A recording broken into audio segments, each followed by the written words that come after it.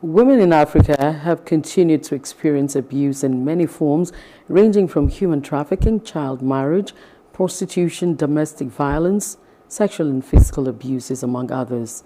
Our correspondent Habibat Ajayi has more in this report. Many women in Nigeria are victims of one abuse or the other, especially in marriage. It is even more pathetic as some survivors who are well educated prefer to bear their pains and keep silent with smiles. This is linked to the socio-cultural factors of the Nigerian society. 39-year-old businesswoman Folakemi Aderele in Ogun State narrates her ordeal, which started 3 days after her wedding ceremony. Ìgbà tí mo ṣègbéyàwó, ọjọ́ kẹta ìgbéyàwó mi, ọkọ mi lé mi jáde kúrò nínú ilé pẹ̀lú oyún oṣù mẹ́rin nínú. When I got married, 3 days after, my husband sent me out as I'm 4 months pregnant. Due to the pregnancy hormones, he complained that I split on the floor.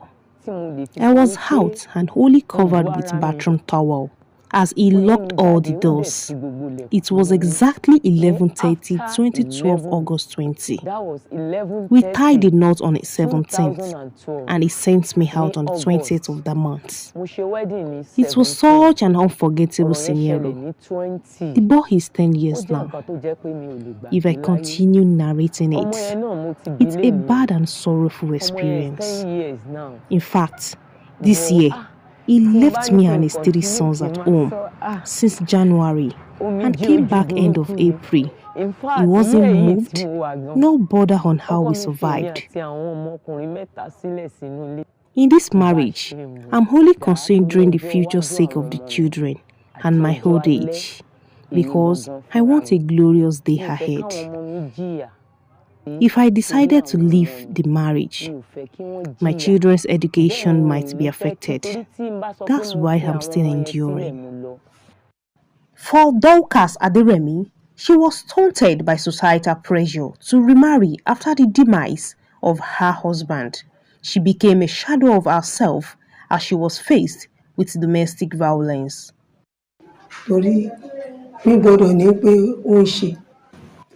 I must not say my husband is providing. Even my caretaker is aware of my travel.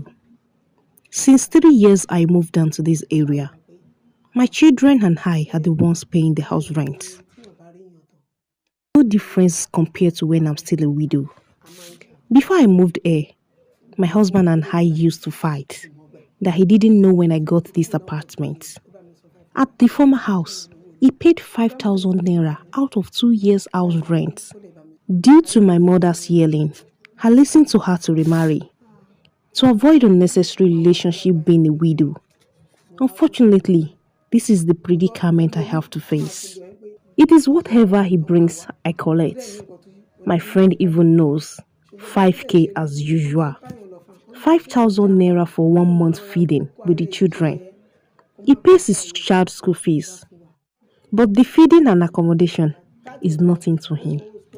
I offer catering service from home, but I barely get jobs to do. Assuming I have a shop, it will have aided my contribution to the family. And it is whatever he brings, I collect. My husband is around this money. He has left for his friend's place. And as I sit here, I only drank cassava flakes last night. And people wouldn't know. I do think how many people will I have to discuss and complain my husband to. According to statistics from the Nigerian National Commission for UNESCO, violence against women in Nigeria increased sporadically to 297% from the onset of the COVID-19 lockdown, where couples had no choice but to stay with each other within. Now, first save yourself so that you can take care of your children. And then some will tell you it's because they want to have custody of the children. And so they want to stay in till the children can be able to say, I want to stay with mommy or daddy, or they want to have what they will take. Yeah. But if you don't have custody of that child today, don't worry. You can get custody of that child. That should even inspire you to challenge you enough to want to get certain things in place so that you can go back and fight for the custody of those children. These things, there are individual differences. What somebody is going through and what the individual is going through is different from what other people might be able to tolerate.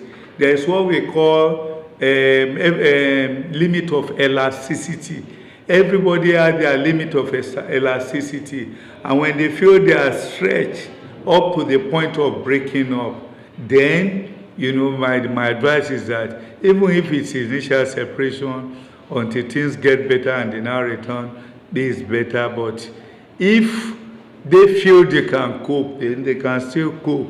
In some states, agencies concerned with domestic violence have been set up to tackle the Hydra-headed problem, but watchers say the level of sensitization is still poor, making some women die in silence, especially at the grassroots level. Abibat Ajayi, Plus. Hello, hope you enjoyed the news. Please do subscribe to our YouTube channel and don't forget to hit the notification button so you get notified about fresh news updates.